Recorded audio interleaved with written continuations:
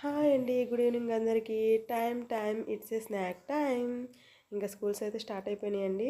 Holidays అయిపోయినాయి కదా, ఇంకా పిల్లలు స్కూల్కి వెళ్తున్నారు. ఇంకా నేను స్నాక్స్ కోసం అయితే అన్నీ రెడీ చేసుకోవాలన్నమాట.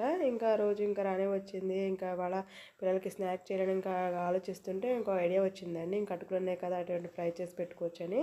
ఇంకెందుకంటే మిక్చర్ చేద్దాం అనుకుంటానే నాకైతే జలుబు చేసేసింది. బాడీ అయితే అసలు సహకరించట్లేదు. తెలుసు కదా మీకు జలుబు చేస్తే ఎలా ఉంటుందో. అందుకే ఇంకా తక్కువ టైం తక్కువ తీసుకుని త్వరగా అయిపోయే స్నాక్ ఏదంటే ఇదేనండి, అటుకులని ఫ్రై చేసుకోవడం.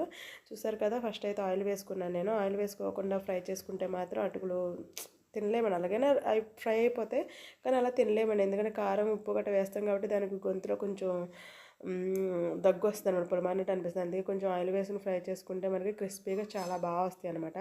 ఇందులో ఇంకా నిమ్మకాయ పిండుకున్నా కానీ చాలా బాగుంటుందని నా దగ్గర అయితే నిమ్మకాయ లేదు. ఇంక నేను అందుకే ఉప్పు కారం వేసుకుని ఫ్రై చేసుకున్నాను. పిల్లలు అయితే ఇష్టంగా తిన్నారండి.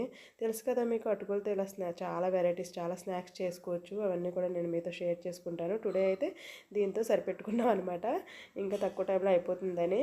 ఇంకా అందుకే ఫ్రెండ్స్, ఓకేనా, మీలో ఎంతమంది మరి అటుకులతో ఇలా ఫ్రై చేసుకుంటారు ఇంకా నాకైతే కామెంట్ చేయండి, ఓకేనా ఫ్రెండ్స్. ఇంక ఈ అటుకులతో చాలా వెరైటీస్ చేసుకోండి. అటుకులు పాయసం చేసుకోవచ్చు, అటుకులు పాలలో కూడా వేసుకోవచ్చు, అటుకులు మిక్చర్ చేసుకోవచ్చు, ఓకేనా ఫ్రెండ్స్. ఈ వీడియో నచ్చితే లైక్ చేయండి, సబ్స్క్రైబ్ చేసుకోండి.